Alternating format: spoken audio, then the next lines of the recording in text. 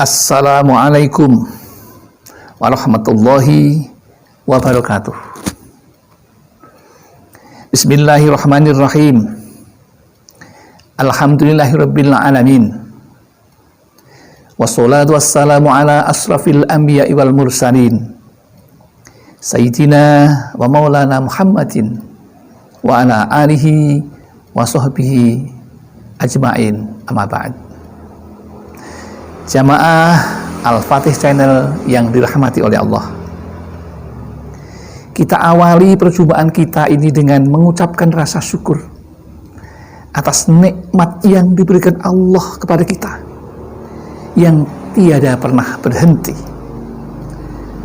Maka mari kita ungkapkan rasa syukur kita dengan mengucapkan kalimat tahmid, Alhamdulillahirabbil alamin. Sholawat dan salam semoga tercurah keharibaan Nabi Muhammad SAW, Nabi yang kita yakini mempunyai syafaatul uzma dan kita nantikan ketika kita di dunia dan di akhirat nanti. Selanjutnya, seperti biasa, kami datang kepada saudara-saudaraku untuk berbagi ilmu. Kali ini dengan mengambil tema tentang curhat iblis kepada Nabi Musa alaihissalam. Ternyata yang sering curhat itu tidak hanya manusia saja, tetapi iblis pun, setan pun juga pernah curhat. Lalu kepada siapa iblis atau setan pernah curhat? Salah satu nabi yang pernah dicurhati oleh iblis atau setan adalah Nabi Musa. Karena Nabi Musa ini adalah satu-satunya dari sekian nabi yang mempunyai keistimewaan ketika menerima wahyu dari Allah Subhanahu wa ta'ala. Yang di dalam Al-Quran dikatakan, A'udzubillahi minasyaitonirrajim. Bismillahirrahmanirrahim.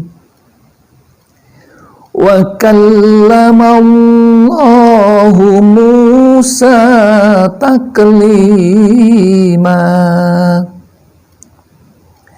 Dan Allah telah berbicara kepada Nabi Musa secara langsung.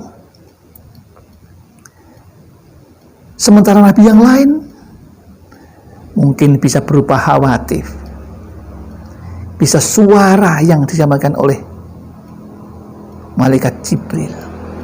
Tidak seperti ketika menerima wahyu Nabi Musa ini. Maka melihat itu, setan pun tertarik untuk curhat kepada Nabi Musa alaihissalam. Ketika itu Nabi Musa sedang duduk dalam suatu majelis. Tiba-tiba datang iblis menghampirinya dengan berpakaian jubah dan penutup kepala yang berwarna-warni. Ketika mendekat Nabi Musa alaihissalam, jubahnya diletakkan. Lalu iblis menyampaikan, Assalamualaikum, wahai Nabi Musa. Nabi Musa hanya menjawab,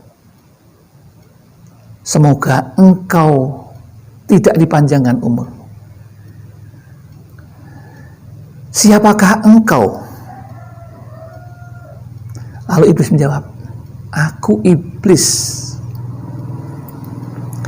Lalu ada apa engkau datang kemari?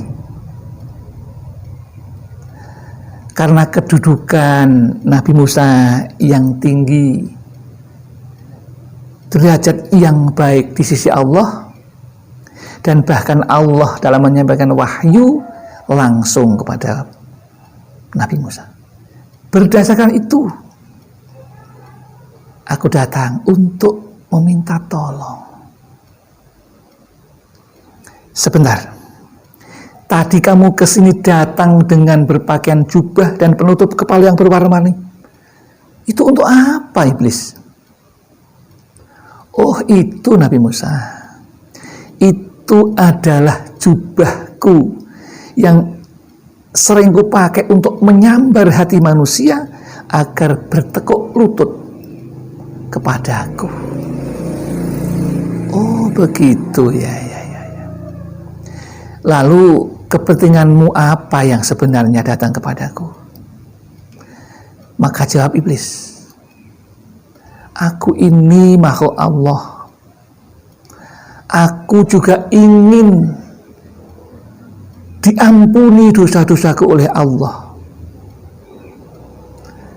Lalu bermunajatlah Nabi Musa. Lalu Allah berfirman, katakanlah pada iblis, kalau iblis mau bersujud kepada Nabi Adam, maka tobatnya akan diterima, ampunannya akan diterima. Lalu setelah itu Nabi Musa menyampaikannya kepada iblis laknatullah itu. Lalu bagaimana reaksi iblis ketika disampaikan untuk bersujud kembali pada Nabi Adam alaihissalam? Sungguh di luar dugaan. Dasar memang iblis. Dasar memang setan. Dengan rasa congkaknya yang luar biasa, sombong yang tiada terperi itu, maka marahlah iblis atau setan itu. Saat masih hidup di surga saja aku tidak mau bersujud kepada Nabi Adam alaihissalam, apalagi sekarang sudah meninggal. Allah masih memberi keringanan. Sujudlah, carilah di mana Nabi Adam kuburnya, lalu bersujudlah di situ, maka akan kuampuni dosa-dosamu. Tetapi lagi-lagi dasar iblis laknatullah, tidak pernah yang namanya iblis itu mau berendah hati, tetapi yang adanya sombong dan kesombongan yang ada di dalam dirinya. Maka dengan demikian jelas tidak mungkin iblis akan diterima tobatnya. Lalu iblis merasa berhutang budi pada Nabi Musa alaihissalam. Karena aku sudah berhutang budi, maka aku akan memberimu sesuatu. Nabi Musa alaihissalam, ada 3 perkara yang aku akan datang. Dan ingat, saat itu aku datang. Yang pertama, saat engkau marah, saat anak Adam atau manusia marah, maka aku akan datang. Datang dari mana? Di dalam hatimu manusia, di dalam darah manusia, aku berjalan di sana dan akan mempengaruhi manusia dengan segala kejelekannya. Tetapi kalau manusia punya alat penangkalnya, maka tidak akan tergodalah manusia. Yang kedua, di saat engkau dalam pertempuran, maka aku juga akan datang kepadamu. Yang kedua, ingatlah aku aku akan datang kepadamu saat manusia sedang marah. Yang kedua, saat manusia. Yang kedua, ingatlah aku karena aku akan datang kepadamu atau anak cucumu, cucu Adam atau manusia, saat manusia sedang dalam peperangan. Aku akan datang dan menggoda manusia dengan mengingatkan, pulanglah, ingat anak istrimu dan hartamu.